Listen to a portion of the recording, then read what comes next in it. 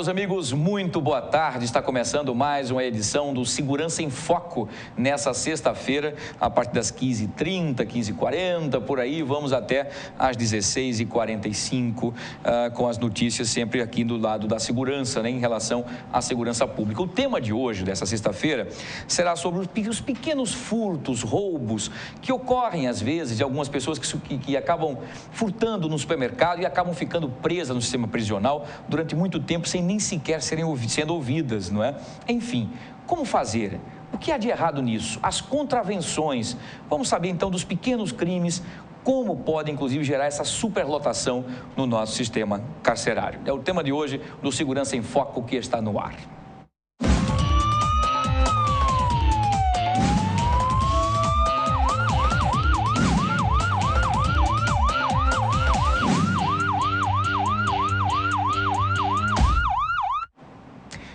Pois é, meus amigos, muito boa tarde. Um prazer estar sempre com vocês todas as sextas-feiras para a gente debater sempre um tema bastante interessante em relação à segurança.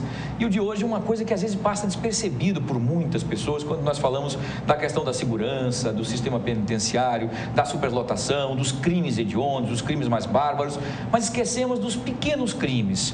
Pessoas que muitas vezes furtam um tablete de margarina, que roubam às vezes um frango congelado numa padaria e são punidos e vão para o sistema penitenciário. E é uma interessante que a gente consiga debater sobre tudo isso. Será que eles estão alocados no local ideal pela intensidade do crime, digamos assim, já que foi tão pequeno, enfim? Vamos saber então os detalhes hoje com os nossos convidados. Nós estamos aqui com o Dr. Leonardo de Moraes, advogado criminalista, que hoje fará aí uma explanação fantástica, porque está dentro da área dele, e nós vamos tentar explorá-lo, né, para que no máximo possível. Então, um prazer tê-lo aqui mais uma vez, Dr. Leonardo. Boa tarde. Prazer, boa tarde a todos. Muito obrigado. Geraldo Magela também acompanhou durante muito tempo essa situação de pessoas que muitas vezes ficam apodrecendo nas delegacias ou nas casas de custódias ou muitas vezes no sistema penitenciário sem nem sequer ser ouvido, inclusive, pelo juiz para dizer pelo menos o que é que ele fez ou não fez. Passa-se até do tempo de pena, se assim ele tivesse, enfim, tudo mais. Então, primeiro, um prazer tê-lo aqui, mais uma vez, boa tarde. Boa tarde, é um prazer meu. Vou conversar com o senhor, doutor Geraldo Magela, em relação a essa situação. Nós vemos muitos casos, né, do pequeno... Eu não vou falar daquele que é pego com um cigarro de maconha, com crack, enfim, porque nós estamos falando de questão de tráfico, tráfico de drogas, que eu acho que qualquer que seja a nuance deve ser punido no maior rigor da lei. Mas há pessoas que roubam, por exemplo, um sapato, uma pessoa que rouba uma camiseta num magazine, ou que rouba comida, ou que rouba, sei lá, um pedaço de carne para sobrevivência e tudo mais. E acabam sendo presos e vão para a mesma vala comum, onde estão ali alocados várias pessoas de crimes mais terríveis e muito mais. O senhor acha, então, que a grande massa que está no sistema penitenciário hoje, muitos não foram nem sequer ouvidos, né, inclusive pelo juiz, até para explicar o que é que houve, para saber se a pena dele é de 1 mês, 2, 3, 1 ano, ou 2 dias, ou não devia nem estar ali, enfim. O que o senhor acha que acontece com essas pessoas? São punidas e por conta dessa loucura, essa esquizofrenia na segurança pública, elas acabam ficando esquecidas e superlotando o sistema penitenciário? Boa tarde. Boa tarde. Eu acho que é um misto de tudo isso, né? O Brasil é um país, nesse aspecto, sui generis. Você tem várias notícias, nós ou a gente escuta no rádio, ou vê na televisão, ou lê na internet, que pessoas em São Paulo, por exemplo, eu lembro de um fato de uma desempregada que foi no supermercado e escondeu lá, furtando uma margarina, e ficou 2 ou 3 meses presa na casa de custódia lá de São Paulo. Aqui também, se nós formos, ou se a imprensa se der ao trabalho de visitar os supermercados, por exemplo, vai encontrar todos os dias, tem alguém na segurança do supermercado flagrando alguém que está furtando, ou é um drogado, ou é alguém que está desempregado, ou é um cleptomaníaco ou uma cleptomaníaca que está nessa coisa. Vão para a delegacia e de repente sobem para o cadeião, antes ficavam nas delegacias, como não estão ficando mais nas delegacias, vão para as casas de custódia. Casa de custódia. E na casa de custódia você junta todo mundo. Você não tem nenhum tipo de triagem ali dentro, né? Até porque cada vez mais está sendo abarrotada de prisões e pessoas que cometeram os mais variados delitos. É muito mais fácil recrutar quem está nessa situação de vulnerabilidade, que furtou margarina, ou pão, ou biscoito, ou charque, ou uma bebida, ou uma roupa, um sapato, seja o que for, no comércio, seja nos grandes magazines ou nas lojas pequenas e médias de Maceió ou de qualquer cidade do interior. E essas pessoas passam a ser alvo preferencial também do tráfico, né? da criminalidade que está muito mais estruturada dentro do presídio, do sistema. Então, e como a porta de entrada é o cadeião, é a casa de custódia, então você está ali na antessala das organizações criminosas que dominam os presídios. A sociedade, quando o sujeito em casa, o cidadão em casa que vê a notícia na televisão ou lê na internet ou no seu aparelho celular, a intenção deles, não, se roubou vai ter que pagar pelo que fez. E, em certa medida, eu também concordo com essa afirmativa. Agora, há uma proporcionalidade nisso. Como você fazer com que essa pessoa que foi flagrada num supermercado furtando alguma coisa, ela vai ser punida. Então, você tem que ter um determinado tipo de punição que não precisa necessariamente a cadeia, o presídio. Você tem dezenas de outras penas alternativas que o judiciário já deveria usar com muito mais frequência para aliviar essa situação da superlotação.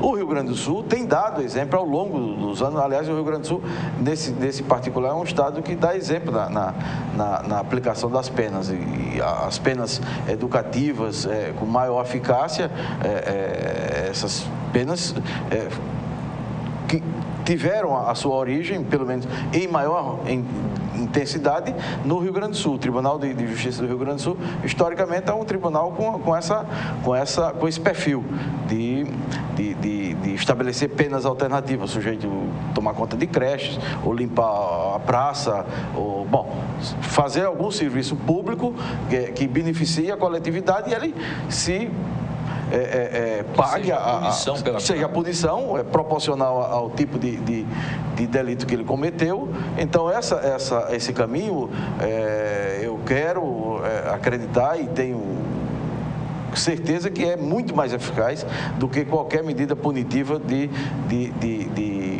da supressão da liberdade de uma pessoa que furtou um bem de baixo valor e muitas vezes sem uso de armas, sem uso da força. Às vezes no desespero da fome. E muitas vezes em casos de cleptomaníaco mesmo. Exatamente, que é uma doença, né? Que é uma doença, né?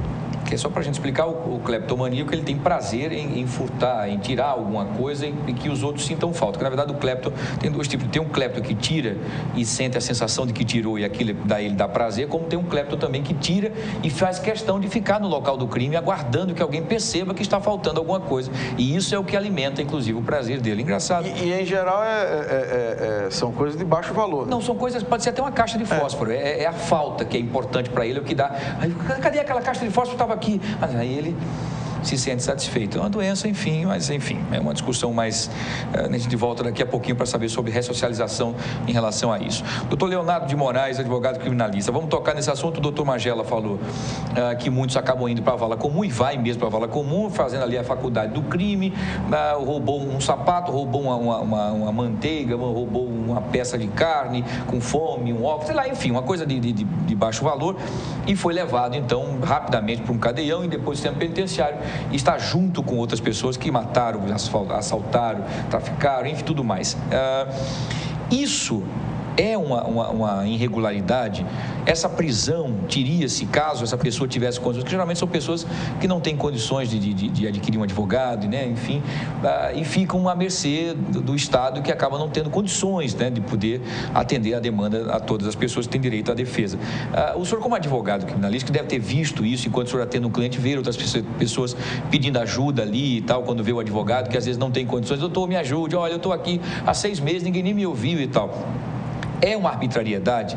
É uma ilegalidade essa prisão em que essa pessoa que roubou, por exemplo, vamos falar aí um tablete, uma caixinha de manteiga, margarina, por exemplo, como foi o caso citado pelo Magela, que nós vimos muitos casos acontecer em que se ficou 3, 4 meses até ser ouvida, quando se percebeu que a pena dela já teria passado quando ela foi ouvida.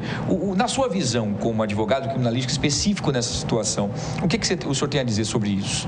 Boa tarde. Boa tarde. A construção para isso ser feito é uma construção um pouco maior, na verdade, né? A gente parte do pressuposto que vivemos em uma democracia, né? Se vivemos em Estado democrático de direito, existem regras mais rígidas que devem ser obedecidas e uma delas seria a própria regra da liberdade, né? Para coexistir a liberdade e só a privação. E a própria democracia determina o seguinte, que o direito penal, ele só vai intervir, ele só vai ser aplicado ao caso concreto em situações importantes, ou seja, em situações em que os valores sociais mais importantes forem violados. Então, na hora em que alguém, por exemplo, tem um patrimônio seu violado, cujo bem custava R$20, essa violação é uma violação insignificante. Conclusão, não haver intervenção do direito penal, porque em lesões insignificantes não justifica a aplicação de uma prisão em flagrante e assim por diante. Então, como é que é feita essa construção basicamente? É isso que nós temos que saber. O direito penal ele rege com vários princípios. E um deles, que é um dos princípios mais importantes, é o chamado princípio da intervenção mínima. Então, a gente vê em notícias de jornais em que todos os comportamentos que são ruins, que são graves, aliás, que são antissociais, mereceriam a intervenção do direito penal. Não é bem assim. O direito penal, ele só intervém em último caso, só nas lesões mais importantes, porque em lesões mínimas não justifica a intervenção do direito penal. Então, nas lesões que são insignificantes, como é o caso de furto de shampoos, teve um caso, por exemplo, que nós pegamos há mais ou menos 2 anos e meio atrás, em que a pessoa foi acusada de furtar uma caixa de cerveja. E o valor naquela época era quase R$18. Entendi. Essa pessoa foi presa em flagrante, conduzida à delegacia de polícia, e aí após aproximadamente 2 dias de prisão, a gente conseguiu liberá-lo. E durante o processo, qual foi a nossa justificativa? Se a lesão praticada ao patrimônio do dono de um posto de gasolina é uma lesão insignificante, porque se pergunta o seguinte, se uma pessoa tem um posto de gasolina e a lesão ao seu patrimônio é R$18, a lesão praticada é uma lesão significante ou uma lesão insignificante? Uma lesão insignificante. Se a lesão é insignificante, ela não passa pelo crivo, não passa pela filtragem constitucional, transformando um fato que em tese é criminoso como um fato não criminoso. Então, essa é a justificativa básica para que não haja uma intervenção concreta por parte do direito penal. Então, o que aconteceu? Nesse caso, então, que houve o furto de uma caixa de cerveja, naturalmente, claro, o crime deixará de existir porque faltou relevância da intervenção do direito penal. Você fica olhando, o Magela ficou observando que a caixa de cerveja, R$18, agora o que a gente lembrando precisa... que não era a marca tão não era a marca, né? tão famosa. Doutor Leonardo, mas a gente queria, logicamente, você deu uma aula, explicou com muita propriedade, mas para a gente poder mastigar melhor, para a gente que não é advogado e tal, aí, doutor Magela, se tiver dúvidas, pode ficar à vontade também, doutor Magela. Essa pessoa furtou essa caixa de serviço, você citou aí muito bem. A punição dela, então, ela não, por ser R$18, menor do que o valor que foi dito aí pelo senhor, o juiz daria o quê? A liberdade dela, enfim, passaria a mão? Como é que funciona isso? É basicamente assim, né? Quando a pessoa é pega por um fato, a prisão em flagrante deve acontecer. Por mais que um bem seja insignificante, por mais que o valor do bem seja 5, 10, R$20, R$50, a prisão em flagrante vai acontecer. A questão é que o processo ele não vai ser iniciado. E aí, no máximo que poderia acontecer contra alguém seria uma ação de danos morais. Então, como é que é feito nesse caso concreto, né? A prisão vai acontecer. Segundo, quando o processo for surgir, quando o processo for aparecer, ele vai ser extinto. E por que pode ser extinto? Primeira coisa é que o fato não é criminoso. Mas o que fazer, por exemplo, com essa pessoa? Essa pessoa será detida? É isso que eu estou perguntando. Ela vai ser detida e vai, então, por exemplo, para a delegacia, vai para o centro penitenciário, aguarda isso lá. Esse trâmite, então, é o mesmo de qualquer pessoa que matou, que roubou, que roubou uma coisa maior, um carro forte e tal. É isso? Para tentar ficar um pouco mais claro, né? Sempre quando alguém pratica um crime, e aí o simples enquadramento do fato que você pratica praticou a descrição legal, né? Quando a pessoa pratica um crime, a prisão deve acontecer. Se você está cometendo crime, a polícia, por exemplo, ela vai intervir num caso, se estiver passando no local, e vai prender a pessoa. Se o crime está acontecendo, ele está queimando, né? Por isso que justifica a prisão em flagrante. Entendi. A autuação vai acontecer, vai ter auto de prisão em flagrante, ele vai ser interrogado. Logo após os autos serão enviados, então, à justiça, né? E o juiz, observando que o flagrante foi feito por um fato que é insignificante, ele vai liberar a pessoa. O processo, ele pode até surgir, mas no final a absolvição vai acontecer. Porque o pressuposto básico para que o crime aconteça é que haja uma lesão relevante. Lesões insignificantes não justificam a intervenção do direito penal. Claro, então, se a lesão é relevante, a conclusão é que o processo, o autor, se houver processo, ele será então absolvido, podendo então a vítima de um crime eventualmente ingressar com a ação por danos morais contra aquela pessoa que causou uma lesão. Basicamente é o seguinte: se a pessoa sofre uma lesão, a intervenção do direito penal, através da sua pena privativa de liberdade, restando direitos, ela não vai acontecer. Mas fica o caminho aberto para você ingressar com ação por danos morais. Ou seja, o direito civil, através da pretensão indenizatória, ele pode causar, naquele caso concreto, uma certa pacificação. Entendi. De modo que a intervenção pelo direito penal torna-se injustificada. Então, não é que a pessoa ficará livre, não vai sofrer qualquer tipo de sanção. É porque, como a lesão é insignificante, não justifica a intervenção pelo direito penal. É pensar assim, do ponto de vista lógico, né?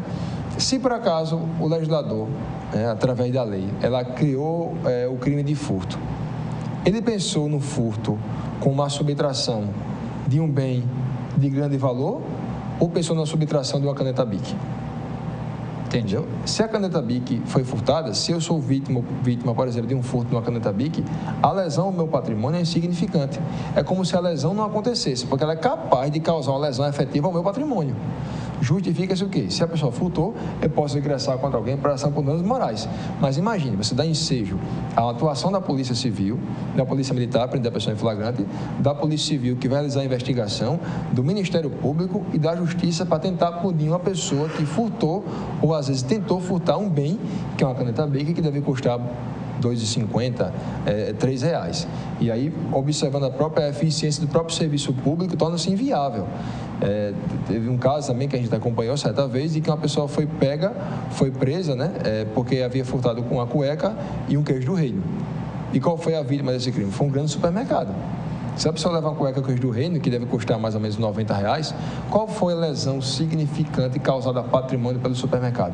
Não significa que haja um incentivo à prática de crimes. Claro, lógico. Na verdade, o que pode haver é um desincentivo a você usar o direito penal, significa Polícia Militar, Polícia Civil, Ministério Público e Justiça, para que você venha punir alguém que levou um bem cuja lesão ao patrimônio da vítima é uma lesão insignificante. Entendi, mas olha, fica muito complicado para o leigo, por exemplo, tentar discernir isso, dono de um mercadinho que tem o seu queijo do reino furtado, o seu queijo parmesão, a sandália, que por mais que seja insignificante, no final das contas ele está pagando aquilo ali, alguém está tirando.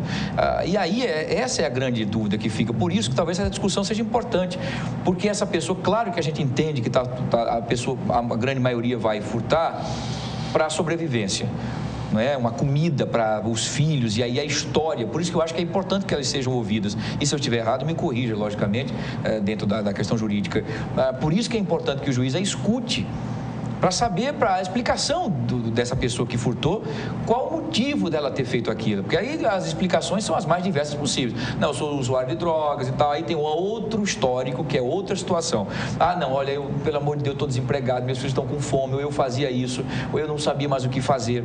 Então, às vezes, o histórico de cada pessoa e da situação e da atuação do furto é que deve também, talvez, qualificar, então, a punição. Seria isso? Assim, na verdade, ou deveria ser isso? Isso é chamado princípio da insignificância, né? Em aspecto penal, não significa que outros ramos do direito possam ser aplicados, claro, como é o direito administrativo, como é o direito civil e assim por diante, né? Mas, em casos específicos, observando o próprio caso concreto, é possível observar que não haveria necessidade de intervir com o direito penal. Você não precisa desmoralizar, por exemplo, a matéria e pensar que qualquer comportamento comportamento antissocial ou ruim, deveria haver uma pena de prisão. Na verdade, nunca a prisão vai servir para nada. Se observando agora que o número de pessoas que são presas, por exemplo, por embriaguez ao volante, ela vem sendo reduzida. Mas houve um estudo que não conseguiu demonstrar se a redução do número de crimes de embriaguez ao volante vem reduzido pelo fato de haver ameaça de uma pena, né, porque é crime, embriaguez ao volante, ou seria a própria pena de multa e apreensão do carro, né, que foi capaz de gerar esse temor da pessoa e fizesse com que você não praticasse mais esse comportamento. Então, há uma dúvida se é o direito penal, através da pena privativa de liberdade, ou se é o direito administrativo, através da aplicação da multa. Então, ao meu ver, o direito administrativo dá conta do recado. Claro. Porque você encher a delegacia de polícia, pensar numa viatura, pensar em uma guarnição policial de 4 homens que está prendendo a pessoa que estava dirigindo embriagado, é você tirar das ruas um policial que poderia proteger as pessoas em face de homicídios, de roubos, que são os fatos mais importantes. Então, a aferição do princípio ela é feita de acordo com o próprio caso concreto, mas o caminho fica aberto para que a própria vítima ingresse com ação por danos morais contra a pessoa. Isso não quer dizer que haja um incentivo. Isso tem a ver o quê? Com a própria realidade. Existem estudos criminológicos que demonstram, até um autor alemão chamado Günther Jacobs, né, que ele fala assim, que toda lesão à lei deve ser punida. Por quê? Porque quando a pessoa lesiona a lei e é punida, você mostra a autoridade da lei, claro, e você demonstra àquela pessoa que a lei é mais forte que ele. Isso. Só que, ao mesmo tempo, você tem que equilibrar a balança e saber que é melhor você intervir minimamente com o direito penal e você aplicar àquela pessoa uma multa pelo erro que ela cometeu. Muitas vezes uma punição que acontece no bolso, ela pode surtir muito mais efeitos do que alguém que levou, de que você ser preso por 5, 3 dias, 15 dias, um mês. Muito bem. Doutor Geraldo Magela, o que o senhor tem a falar sobre essa situação, então, dessa situação que o doutor Leonardo está colocando aí na questão teórica, não é? E infelizmente, Leonardo, na prática a coisa acaba não funcionando assim, não é? O comerciante, como eu falei, que furta, que tem o seu estabelecimento furtado, com coisas que talvez seja insignificante para nós aqui e até para a própria pessoa que está precisando e que foi o autor do furto. O senhor concorda que seria, então, as penas alternativas seriam as mais ideais e eles teriam que ser ouvidos rapidamente para que a punição fosse dada no calor daquele momento da ação? O senhor concorda com isso? O senhor entendeu o que foi dito aí, doutor Leonardo, em relação à questão penal, né, para que não se use, muitas vezes, o exagero do Código Penal, digamos assim, foi isso que ele quis citar aí, para que essas pessoas não acabem tirando de circulação o aparato da segurança pública para atender uma ocorrência pouco significativa. Eu concordo, eu acho que como o Brasil tem muito essa ideia da prisão como castigo e, né, correção do desvio de conduta, etc. Não faz muito pouco, faz talvez um pouco mais de uma década, um prefeito de Nova York criou um programa chamado Tolerância Zero. E há alguns estudos que dizem que a tolerância zero é a intolerância mesmo, né, concentrada. E a ideia, uma das ideias do programa, qual era? Era que os delitos do vandalismo, de pichações em monumentos, em prédios públicos significativos, quer dizer, com valor histórico já definido, etc., essas pessoas que fossem apanhadas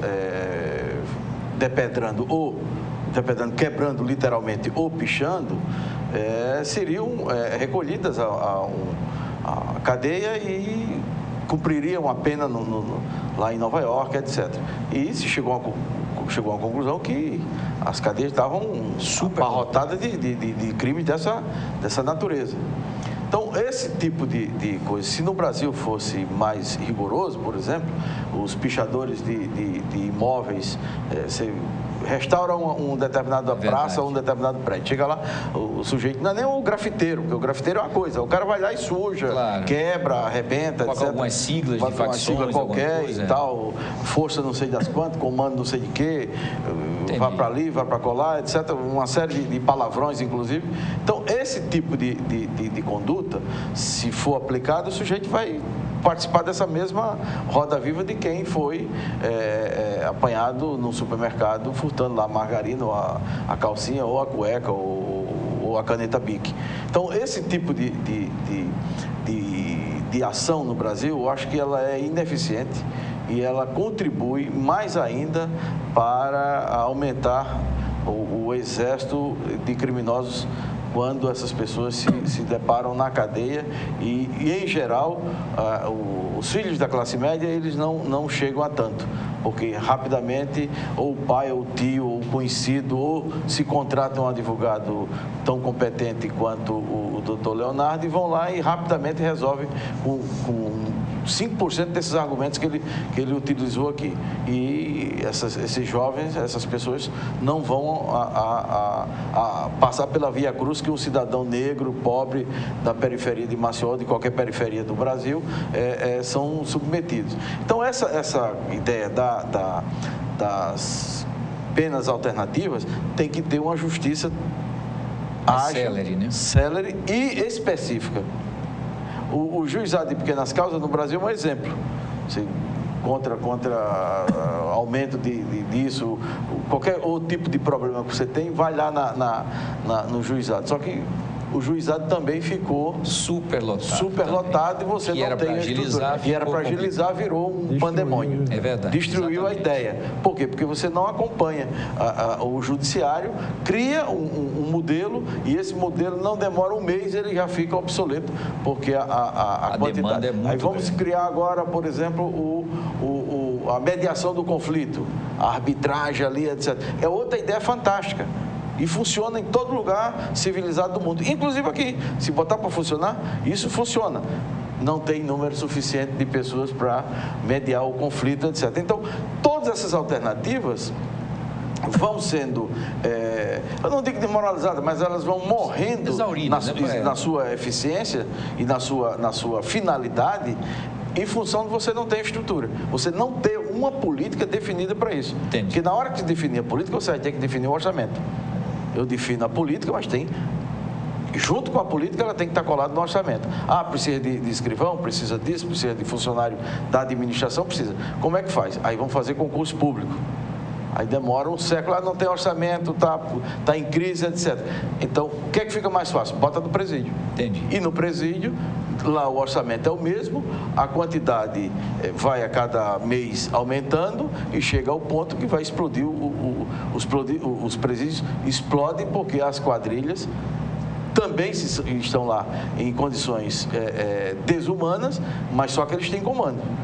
Lá tem organização que o Estado não consegue reduzir ou quebrar a organização criminosa dentro do presídio. E a lei que impera nos presídios, dito pelo nosso, ou pelo menos não digo nosso, mas pelo menos da Dilma Rousseff, o ministro da Justiça, doutor José Eduardo Cardoso, ele disse que é uma grande escola de crime. Desde o discurso dele da posse, até hoje ele vem com esse mantra que é o presídio, e não há política concreta para desfazer a ideia de que, e a ideia e a realidade de que os presídios são as grandes escolas de aperfeiçoamento do crime.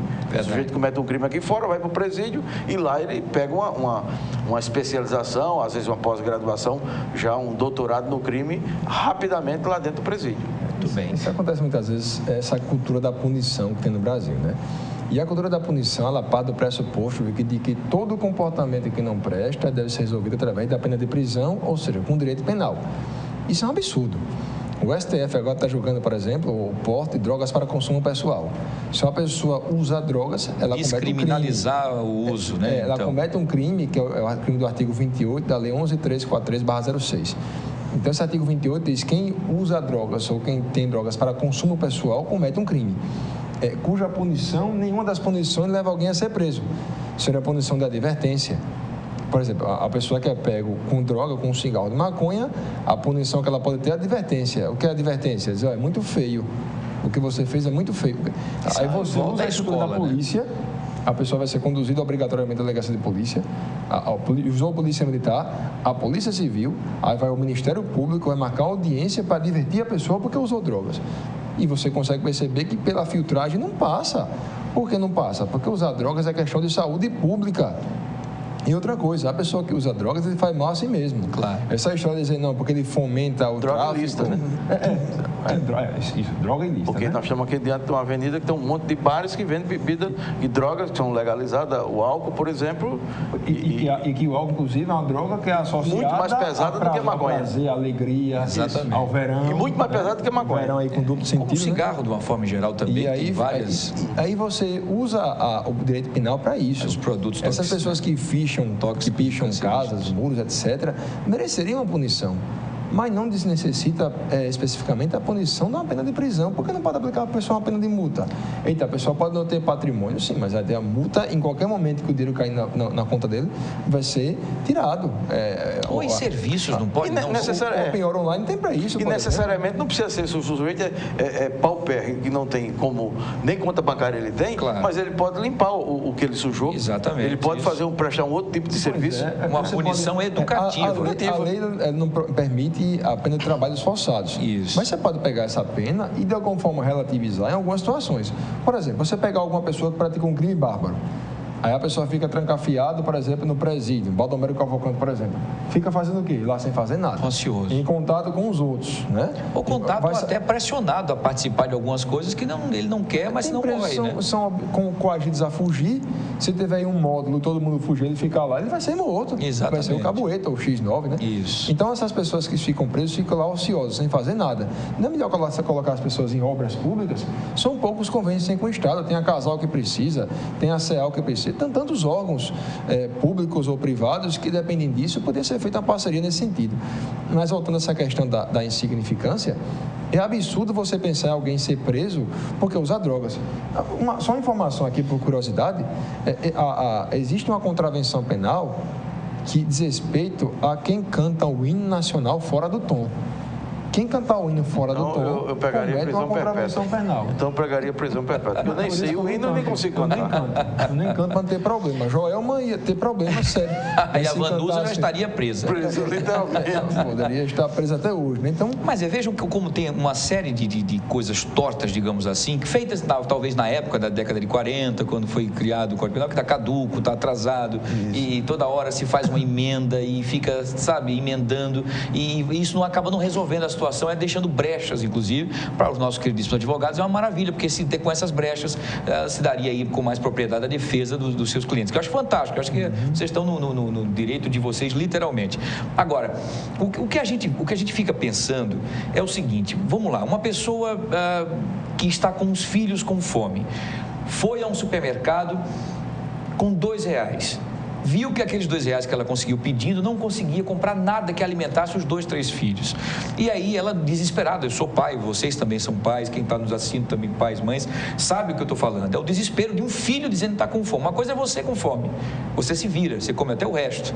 Mas um filho pedindo comida é o desespero. Não estou querendo dizer aqui que quem tiver com um filho com fome vai lá roubar, não é isso. Mas aí a pessoa pediu emprego, não conseguiu, pediu ali, não ganhou, foi lá, tirou essa carne para comer para os filhos. E aí foi presa. Ao ser presa, se criou aí 2 problemas. Feriu-se aí o que o senhor está dizendo, como da questão da segurança, o aparato todo por um crime insignificante. Esse é um. Segundo, o que já não tinha nada vai ficar sem nada mesmo, porque quem poderia ir buscar alguma coisa, quem foi buscar, mesmo que ilicitamente, foi o pai, está preso. E essas crianças, como ficarão? Então vejam que loucura, se ele passar 2, 3, 4, 5, 6 meses, além de uma questão social, do qual ele vai ser fomentado pelo crime e tudo mais, a gente já sabe, mas tem 3 crianças que vão ficar vulneráveis e muito mais suscetíveis a serem predadas pelo tráfico, pela bandidagem, enfim, tudo mais. É isso que eu queria conseguir entender. Talvez eu não esteja conseguindo alcançar, talvez, o QI de vocês. O que eu queria saber é o seguinte: na justiça não há, então, interesse. Eu sei que há, mas há talvez a dificuldade, como foi citado pelo Magela e também pelo senhor Leonardo, não há o interesse de fazer um mutirão dessas pessoas sempre, de saber quem é que está com essa condição e daí se voltar especificamente uma vez por mês para essas pessoas, para dar uma celeridade, para poder ouvir melhor essas pessoas? Os mutirões acontecem com uma certa constância, né? A questão é que essa regularidade, tudo, né? Ela acontece geralmente uma vez por ano uma vez a cada 8 meses, que é muito pouco, né, para isso. E muitas vezes é o seguinte, esse caso em que você citou como exemplo, é a pessoa que furtou um bem para alimentar o seu filho e assim por diante, essas situações muitas vezes ficam somente esclarecidas durante a audiência. Significa que, de acordo com o número de crimes e com a nossa estrutura, que não acompanha o elevado número de crimes, a pessoa vai ser presa hoje, o Ministério Público vai oferecer uma ação penal contra a pessoa daqui a praticamente 3 semanas, né? Levando-se em conta que o tempo é subjetivo. 3 semanas preso é muito maior do que alguém que 3 semanas solto. Isso é verdade. Então vai oferecer contra a pessoa ação penal, o juiz vai chamar a pessoa para se defender, já passou 2 meses aí, você se defende, vai marcar a audiência depois de 6 meses. Para durante a audiência você demonstrar por que você subtraiu aquele bem. Aí o juiz percebe e libera a pessoa na hora. Mas são 6 meses em que a pessoa ficou preso. Entendi. Por mais que haja uma boa vontade, a estrutura não vai acompanhar. Claro. Hoje em dia se inaugurou ou se estuda, já existem alguns estados, como o Rio Grande do Sul, que é sempre futurista no aspecto penal, a chamada audiência de custódia. Na audiência de custódia, assim que a pessoa fosse presa, ela seria submetida ao juiz. Então, observando as provas daquele momento, rapidamente, o juiz ia aferir se é necessário ou não a pessoa se manter presa. Isso é um ponto importante, isso é um avanço absurdo, porque a pessoa que é presa, ser submetida ao juiz, que é aquela pessoa que controla se a prisão é legal ou ilegal, é um passo avançadíssimo para que o juiz observe nos olhos da pessoa se a pessoa deve ou não ser mantida preso. Entendi. Porque a audiência, é muito mais do que provar, é ouvir. Claro. Né? Então, pelo você comportamento, pelo olhar, pela maneira sincera de dizer as coisas, né? Enfim. Você sente pela pessoa. Então, você esperar até o processo todo encaminhar para você demonstrar isso na própria audiência, ele já está completamente comprometido lá dentro do presídio. E eu vejo o seguinte, sempre quando o legislador, ou a Justiça, ou o Ministério Público, ou a Polícia pensar em alguma solução, a gente deve pensar na solução bem como nas consequências. Tem que ser feita uma balança. A solução é essa, né? O modelo é esse, e essa aqui vai ser a consequência. Porque se as consequências forem piores do que as soluções, por exemplo, a solução melhor não é aquela. Claro. Não seria a solução adequada. Outra. E aí, por isso que existem vários crimes aí que estão tramitando para fatos que não justificam. Haviam crimes, como havia até 2005, como crime de sedução, por exemplo. Era o homem que seduz a mulher inexperiente. É o adultério que é crime. O adultério não precisa ser crime. Adultério é questão de família. Se a pessoa é vítima através do seu cônjuge traído, o direito, você pode separar-se da pessoa, se divorciar da pessoa e ingressar com ação por danos morais.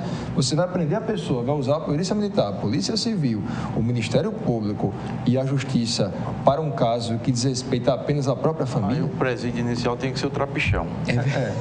No mínimo. Um juiz aqui em Maceió foi bem interessante. Ele deu uma opinião assim, dizendo que doutor, se acontece muitos embriaguez ao volante, muitos crimes dessa natureza aqui em Maceió, notadamente nas ruas como Rua A ou Rua B, por que você não pode colocar a polícia em um ponto e em outro ponto para as pessoas serem presas? Ele falou, se isso acontecer, vai faltar lugar para a pessoa ser presa. É verdade. Então, isso demonstra bem que a necessidade de intervenção do direito penal e o número de crimes não acompanha a própria estrutura do Estado. Hoje em dia há uma discussão muito grande sobre aumento de salário, aumento de efetivo, quantidade de cargos em comissão, aumento de impostos e certamente o Estado não vai acompanhar. Entendi. Ou se pensa na solução pensando sobretudo nas consequências, ou vamos entrar em um colapso, se é que já não entramos agora. Eu concordo que acho que já entramos, mas enfim. Em relação à contravenção, doutor Geraldo Magela, a gente fala muito dos furtos, falamos agora dos furtos, pequenos furtos, né? de pequena valor ofensivo e tudo mais. Mas e a contravenção? Que são as pessoas que utilizam as máquinas caça-níqueis, por exemplo, ou aquelas máquinas de azar, os jogos que são proibidos no Brasil, né? Que muitas vezes acabam sendo jogados, quando se joga a dinheiro, né? Escondidos em alguns lugares e tal. Isso também não seria uma forma também desse crime, que na verdade são pessoas que são viciadas naquilo, né? São pessoas que têm um vício de jogo e que na verdade estão fazendo apenas o mal para ela mesma, né? Ali, e fomentando por trás talvez uma linha criminosa. O que o senhor tem a falar sobre essa questão da contravenção, Magela? Eu primeiro sou a favor da legalização dos jogos. O Estado tem o controle dos jogos. Então, ele não tem loteria, não tem lotomania, time mania, não sei o que lá, mania, tudo, mega cena. Então, por que não? É um contrassenso, né? Se eu consigo controlar através da Caixa Econômica todos os jogos, uma eficiência fantástica, os jogos oficiais, por que eu não vou controlar o jogo do bicho? que seria simplesmente mais um programa de computador. E mais impostos também. Mais impostos. Dentro da arrecadação do Estado. Aí eu acabaria com o bicheiro, eu acabaria com o traficante que está em torno do bicho, eu acabaria com todas essa lavagem de dinheiro, com todo esse mundo criminoso que está atrás de uma contravenção. Verdade. E que não há como acabar com o jogo no Brasil, nem no mundo. As pessoas gostam de jogo. Pois é. Joga clandestino, joga no canto, arruma um cassino, joga um poker dentro de casa. Bingo. As pessoas vão, jogo de sinuca, etc. Então, as mais variadas formas de jogos. Então, dos principais, que é o jogo do bicho e o mais tradicional, legaliza o jogo do bicho e o governo assume. E não há aí nenhum problema de criar uma Bichobras. Não, já tem a Caixa Econômica que administra as loterias todas, seria mais um. E com muito mais eficiência e legitimidade e com segurança do resultado, coisa que você não tem muito no jogo do bicho, em função das disputas entre um bicheiro e outro. É verdade. Até uma proposta interessante, né? Ao invés de, em momento de crise, aumentar impostos, o Estado poderia controlar as atividades que ele acha como atividades incorretas. É como eu digo, para mim sempre um estudo importante é feito por base em universidade, porque ela tem critério científico. As pessoas que muitas vezes comandam os destinos ou que elencam quais são os valores mais importantes, né, são pessoas que fazem as coisas com base no próprio achismo, né? São pessoas importantes, são pessoas que tomam informações com notícias, mas não é aquela pessoa que conhece aquela matéria com profundidade. Então, seria interessante, a sugestão é que usasse não só mais as universidades federais, são importantes, como que o Estado legalizasse essas tarefas com controle efetivo. Tanto faz em relação ao jogo do bicho, como faz em qualquer caça-níqueis. E, sinceramente, eu não acho um fato tão grave assim. Para a pessoa ser preso por isso, eu acho um exagero, né? Os caças-níqueis, na verdade, são utilizados por pessoas simples. São pessoas pobres, na verdade, que utilizam aquele dinheirinho suado, que pedem dinheiro na rua e estão lá naquele R$1, R$2, e vão perdendo, porque a máquina ela é predatória mesmo, ela vai para perder. Não, e é um jogo montado para roubar as pessoas. Exatamente, mas a pessoa está tão viciada e acha tanto que ganha, e eles fazem um estudo fantástico em uma das máquinas, são 10 máquinas. Das 10 máquinas, apenas uma você vence a cada 7 que você perde. Então, no meio que você está jogando, alguém ganha ali. E aí você diz, tá vendo? Ele ganhou, então eu vou ganhar também aqui e tal. Ou, às vezes, é uma simulação de alguém que já faz parte do grupo e diz que ganha e tudo mais. Enfim. E aí, a legalização, aí fica nessa contravenção. Eles são colocados para fazerem aí trabalhos manuais, enfim, para poder... Mas uma coisa simples, e eles acabam saindo daqui e vão para outro lugar, e cada hora a polícia está estourando essa questão dos caça-níqueis. Os bicheiros, eles não foram presos no Rio de Janeiro, a juíza Denise Frossá não os condenou, não foi pela atividade da contravenção, foi pelo tráfico de droga, o uso de armas, porque crimes, tinha fomento lavagem de dinheiro, os outros crimes que estavam por trás da contravenção. Exatamente. A exploração do jogo do bicho, por exemplo, é uma contravenção penal, né?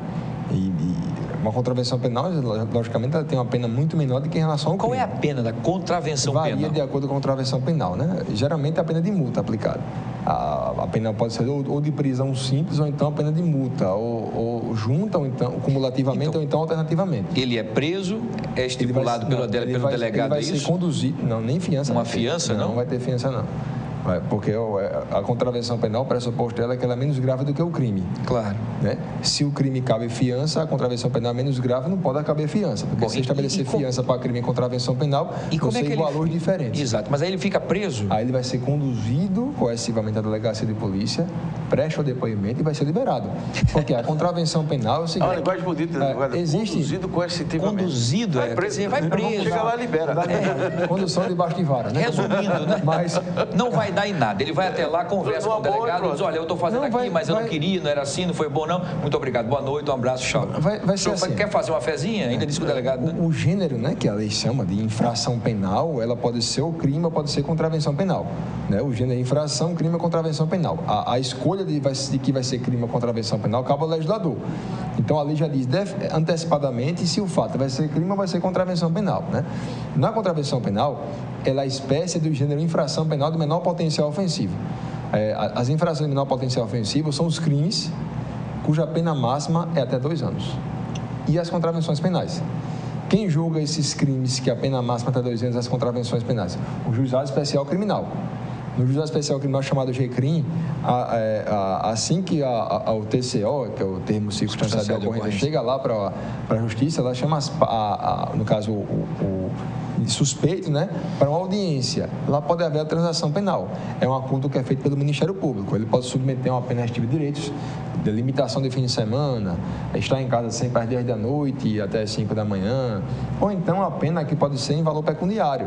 Um computador que vai ser entregue para a delegacia X, uma impressora, isso pode acontecer. É uma forma de punição, só que a punição mais branda levando-se em conta a gravidade do fato. O meu entendimento é que a questão da contravenção penal pelo jogo do bicho, caça-níquel, não justifica nunca haver a aplicação de uma aliás, aplicação não, mas digamos, haver uma prisão ou manutenção da prisão em flagrante ou conversão em prisão preventiva. Os que estão presos agora é porque há envolvimento em outros crimes, não pela contravenção penal. Entendi. E até os que estão lá jogando, né? Os que estão sendo lesados também são presos. Olha que loucura. Não, eu estou preso também porque eu estava jogando aqui. Quer dizer, ele ali é tão vítima quanto todos. Então, enfim. Isso é um aspecto interessante, Wilson. Há não digo um jargão, é um princípio, mas para mim é um princípio que não tem aplicação, que diz que a pena, ela nunca passa da pessoa que foi presa, né? Chamado princípio da pessoalidade, né? Se eu cometo o crime, a pena é aplicada a mim. O que ele quer dizer é que a pena nunca vai passar de mim para alcançar os filhos, os sucessores, minha esposa, meu pai, minha mãe, mas isso é uma falácia, porque a pena nunca é pessoal. Os efeitos diretos da pena caem sobre a pessoa que praticou o fato. Mas os efeitos indiretos da pena se espalham para a família. Quando uma pessoa é presa por uma infração de menor potencial ofensivo, sabendo que não deveria ser preso, ou por um fato insignificante, ele não vai preso só, não. Ele leva a família consigo. Claro. Então, uma pessoa, por exemplo, um juiz, que é um juiz que estuda, porque o juiz não é aquele que julga só, o juiz é aquele que estuda muito. Claro. Porque ele, com a canetada, ele pode acabar com a sua vida. Exatamente. Né? Aquele que estuda, ele leva isso em conta os pesos e contrapesos. Ele observa o caso concreto, vê a melhor solução, né? Mas sempre pensando que a pessoa tem a sua dignidade, né? E isso deve ser pesado pelo juiz. É por esse interesse que há a audiência de custódia, em que a pessoa que é presa é levada ao juiz, o juiz ouve a pessoa e vê se é necessário ou não manter a sua prisão. Muito bem. Muito bem. Enfim, é uma discussão bastante complexa, né? Difícil para a gente poder, na prática, tentar. A teoria talvez seja um pouco mais eloquente, então, mas a prática é bastante complicada, porque a gente não vê isso, né? Por uma série de situações que os senhores aqui já citaram e com muita competência acertaram na mosca. Eu achei interessante, nós tocamos na questão da descriminalização da maconha, que é uma discussão grande, que o Supremo Tribunal está discutindo isso. E que tal que se fosse o próximo tema? Porque eu acho que aí tem uma discussão bastante interessante. Você não pune mais quem fuma, mas daí a gente liberando, fica mais fácil, mais tranquilo, acho que não vai haver tanta coisa. Sim, mas quem é que está por trás? Quem vendia antes 20 tabletes de maconha vai vender 800 tabletes. Quem é que vende os tabletes? É o traficante? Esse traficante não vai aumentar a sua renda? Não vamos aumentar a criminalidade? É uma discussão fantástica, talvez, para a gente debater no próximo Segurança em Foco. Deixa eu pedir, então, as nossas considerações finais. Doutor Geraldo Magela, mais uma vez, muito obrigado. O diretor de hoje que dá uma mão ali pedindo para cortar o nosso programa. Agradecer mais uma vez a sua participação e suas considerações finais. Eu agradeço a paciência dos seus telespectadores, dos nossos telespectadores e a sua boa vontade. Mas eu acho que esse é um tema que o Brasil, ele, como sempre, a hipocrisia em determinados momentos predominou. O caso do jogo, a hipocrisia de um marechal que foi o Dutra, proibiu o jogo porque a mulher dele, a dona Santinha, não podia ver o jogo. Então, virou uma coisa que parece que tem uma armação por trás. Vamos patrocinar. A ilegalidade, você começa a beneficiar um submundo. Exatamente. E até hoje esse submundo criou uma força tal que domina a escola de samba, que é uma expressão fantástica da cultura brasileira, e o narcotráfico em cidades como o Rio e tantas outras cidades no Brasil a partir do falso moralismo. Vamos nessa discussão com o Supremo... Repetir com a descriminalização? É o falso moralismo. Não vejo nenhum religioso atacar não vou citar o nome das fábricas de cerveja, nem de cachaça, nem de uísque, nem de vinho, nem de nada. Vinho agora passou a ser uma coisa quase que santa. Não tomar vinho, agora os enólogos alagoanos e brasileiros, tu fala de degustar os vinhos, os queijos, etc. É como se fosse normal. O vinho é álcool, pô. Claro. O vinho é droga também. Por que só a maconha que é a droga? Por que não tratar dessa questão seriamente? Com o cigarro, esse cigarro comum, vendido aí, contrabandeado boa parte do Paraguai, o que paga os impostos e as bebidas alcoólicas. Que matam e que deixam dependência. Mais do que as drogas, né? Mais do que todas as drogas juntas. Muito bem. Que deixam a dependência mais do que todas as drogas juntas. Perfeito, quicou a bola aí para a próxima discussão, próxima sexta-feira, que será bastante quente, pelo que eu estou vendo.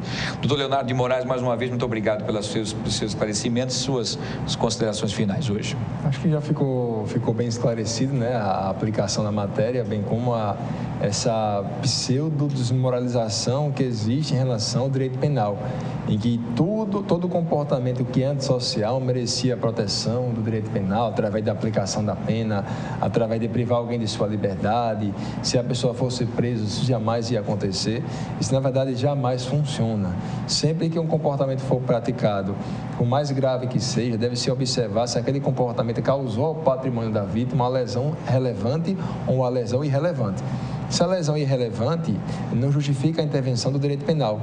Então, as pessoas que hoje em dia estão presas por furtarem frango, como aconteceu um caso que chegou ao Supremo Tribunal Federal, quer dizer, quase 7 anos para o julgamento de um perigoso homem que levou 3 galinhas, por exemplo.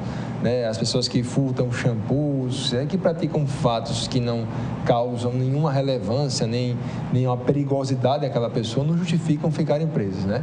A todas as pessoas que têm famílias que estão presas, eu dou aqui a minha solidariedade e procure sempre o seu defensor, o seu advogado, para evitar com que essas excrescências antidemocráticas venham a se repetir, o que vem acontecendo buscar sempre, os seus direitos, que é o mais importante. Justamente, né? Busque sempre seus direitos. Muito bem, perfeitíssimo, professor Leonardo de Moraes, mais uma vez, muito obrigado. Geraldo Magela, historiador, inteligentíssimo também, muito obrigado pela participação.